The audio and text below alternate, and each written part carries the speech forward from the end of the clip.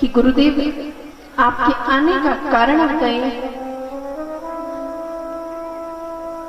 यही कारण ऋषि आगमन तुम्हारा,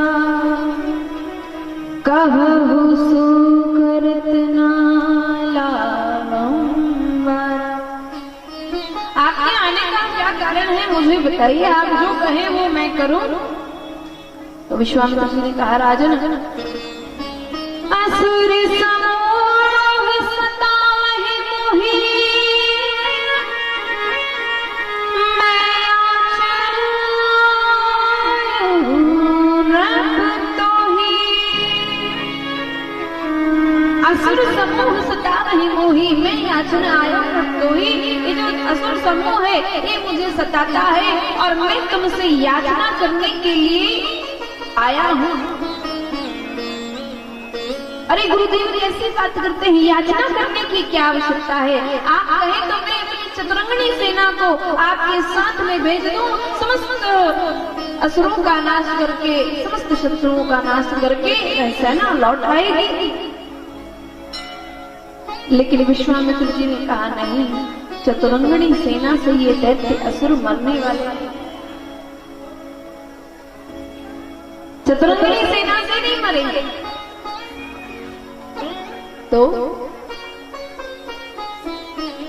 अनुज समेत देव रघुनाथा, निश्चर वध में खूब सनाथा। अनुज समेत देव रघुनाथा, निश्चर वध में।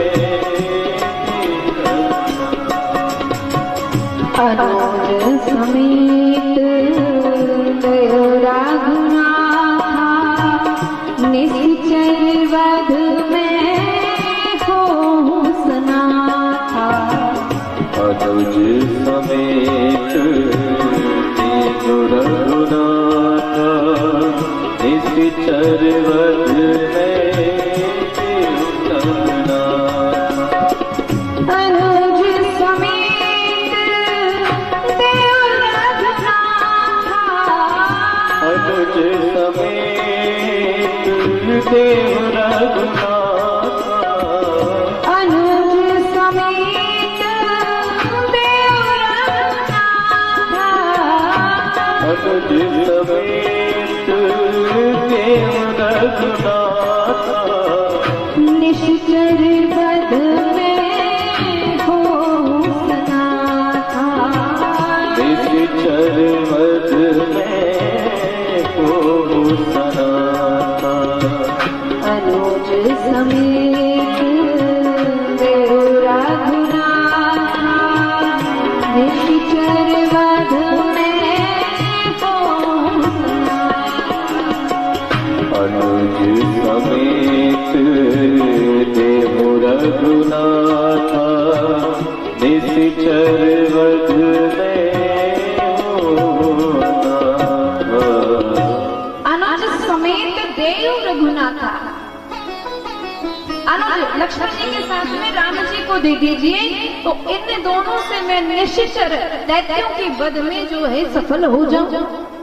बिना इनके ये निश्चर मरने वाले नहीं है।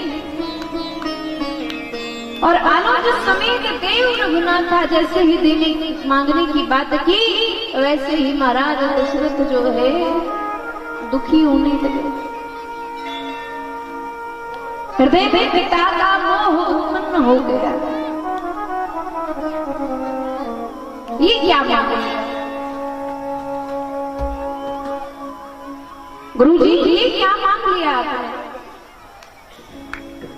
मेरे पिता को भी तो समझिए, मेरे कष्ट को समझिए। चौथे पर पायो सोत चारी,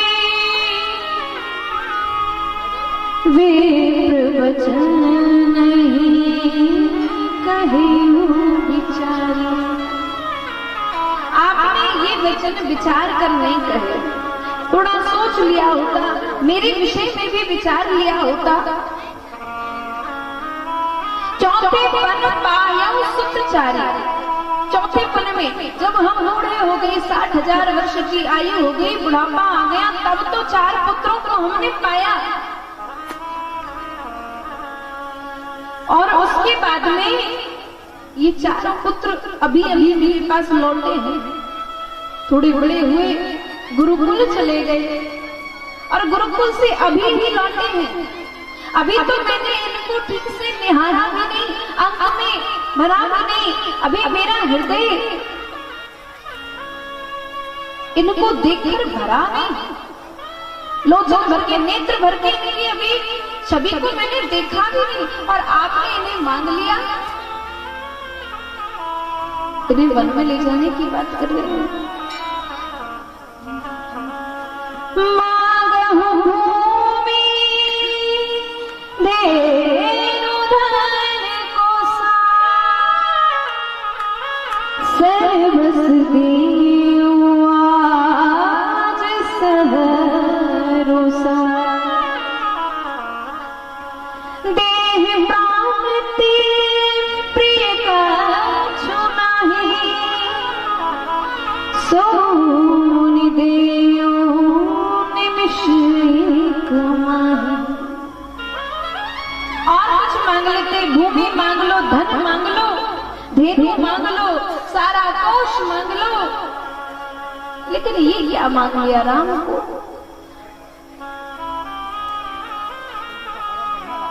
सब सुत प्रिय मोहि प्राण की नाई। सब सुत प्रिय मोहि प्राण की नाई। राम देत नहीं बनत साई। सब सुत प्रिय मोहि प्राण की नाई। राम देत नहीं बनत साई। सब सुत प्रिय मोहि प्राण की नाई। राम देत नहीं बनत साई। सब सुत प्रिय मोहि प्राण की नाई। राम देत नहीं बनत गोसाई। सब सुत प्रिय मोहि प्राण की नाई। राम देत नहीं बनत गोसाई। सभी पुत्र मुझे प्राणों से प्रिय हैं, लेकिन राम को देते नहीं, राम को मत ले जाइए। और भी मेरे पुत्र हैं, भरत शत्रुघ्न भी प्रतापी हैं, बलशाली हैं, अस्त्र शस्त्र विद्या इत्यादि को जानते हैं, इन्हें ले जाइए, लेकिन राम को मत ले जाइए। राम देत नहीं बनत गोसाई, क्योंकि राम यदि जाएंगे तो राम के साथ में मेरे प्राण जाएंगे। ऐसा वरदान मांगा था ना भगवान से स्वयं ने, जो महाराज दशरथ आए बनकर, कि जिस दिन तुम मुझसे दूर जाओ उस दिन मेरे प्राण निकल जाए। और भगवान के प्रत्येक भक्त की यही गति है महाराज। ये गति केवल महाराज दशरथ की नहीं है, भगवान के जो सच्चे भक्त हैं उनकी प्रत्येक की यही गति है कि यदि इनके चरणों से दूर होने की बात होती तो ऐसा लगता कि इससे अच्छा तो प्राण निकल जाते, इससे अच्छा तो हम मर जाते, लेकिन इनसे दूर ना हो। प्राण तजना मरना आसान है प्रभु, लेकिन तुमसे दूर रहना कठिन है। कह हनुमंत विपत्ति प्रभु सोई,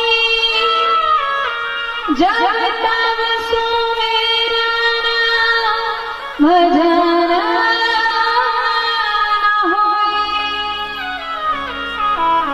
हनुमंत विपत्ति प्रभु सोई, जब तब सुमिरन भजन।